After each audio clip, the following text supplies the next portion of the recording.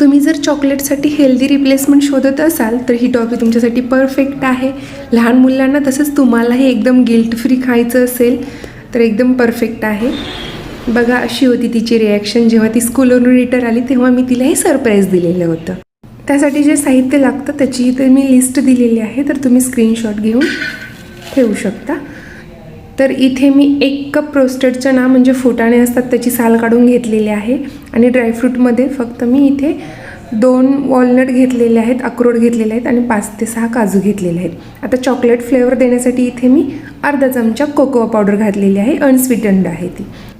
आणि इथे गोडीसाठी मी 5 ते 6 खजूर आहेत, तर ते बिया काढून घेतलेले आहेत आणि पाव वाटी गूळ खिसून घेतलेला आहे. तोही टाकून आता छान असं मिक्सरमध्ये एकदम फाईन पावडर करून घ्यायची. हे बघा एकदम बारीक कसं झालेलं आहे. आता इथे मी डार्क चॉकलेट टाकणार आहे मेल्ट करून, त्याच्यामुळे मी खजूर थोडंसं कमीच घेतलेलं आहे. आणि तूपही इथे मी 2 चमचे टाकत आहे, साजूक तूप आहे हे. जर तुम्हाला डार्क चॉकलेट वापरायचं नसेल तर थोडेसे 5 ते 6 खजूर अजून थोडेसे टाकू शकता आणि 1-2 चमचा तूपही जास्त टाकू शकता, म्हणजे बाइंडिंग छान येतं आणि चॉकलेट्स मोल्डमध्ये छान फील होतात. तर इथे मी डार्क चॉकलेट घेतलेला आहे. हे बघा एवढा मोठा ब्लॉक मी घेत आहे आणि हा मेल्ट करायला मी ठेवलेला आहे डबल बॉयलर मेथडनी. तर याच्यामध्ये मी थोडंसं तीळ टाकून घेतलेलं आहेत आणि आता माझ्याकडे हा मोल्ड आहे टॉफी मेकरचा, तर त्याच्यामध्येही मी थोडंसं गार्निशिंगसाठी तीळ टाकून घेतलेलं आहे.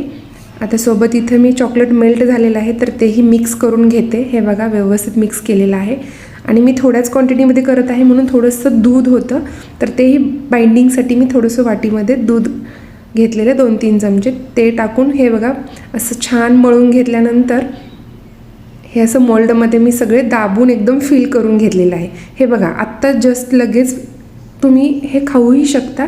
नसेल तर तुम्हाला जर डार्क चॉकलेटचं कोटिंग द्यायचं असेल तर काय करायचं, थोडंसं सेट होऊ द्यायचं आणि असं खोलगट म्हणजे कप किंवा ग्लास असतो याच्यामध्ये असं चॉकलेट मेल्ट करून घ्यायचं डार्क चॉकलेट. हे बघा एकदम सहज इझिली निघतात ते मोल्डमधून.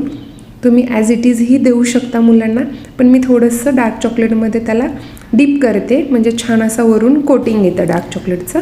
आता यावरती मी साखर आणि डेसिकेटेड कोकोनट थोडंसं गार्निशिंग केलेलं आहे. तुम्ही ड्रायफ्रूटनीही गार्निशिंग करू शकता किंवा ॲज इट इज ठेवू शकता. तर आपले हे टॉफीज बनून तयार आहेत. फक्त आता हे सेट करण्यासाठी आपल्याला फ्रीझरमध्ये अर्धा ते 1 तासासाठी ठेवून द्यायचं आहे. डार्क चॉकलेट जर यूज केलं नसेल तर हे रॅप करायची काहीच गरज नाही, ॲज इट इज असंही तुम्ही डब्यामध्ये स्टोअर केलं तरी होऊन जातं फ्रीजमध्ये. तर आता हे डार्क चॉकलेट असेल तर तुम्ही बटर पेपर लावून असं डब्यामध्ये ठेवू शकता, एअरटाईट डब्यामध्ये फ्रीजमध्ये ठेवून द्यायचं. जेव्हा पाहिजे तेव्हा 1-1 काढून खायला द्यायचं.